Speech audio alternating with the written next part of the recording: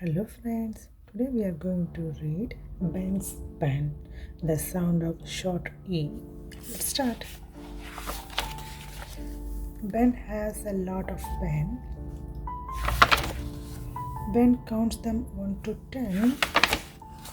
Ben gives a pen to Jen. Jen draws a little hen. Ben gives a pen to Meg. Meg writes a letter to Peg. Ben gives a pen to Ted. Ted makes a picture of Ned. Ben packs up a pen to send.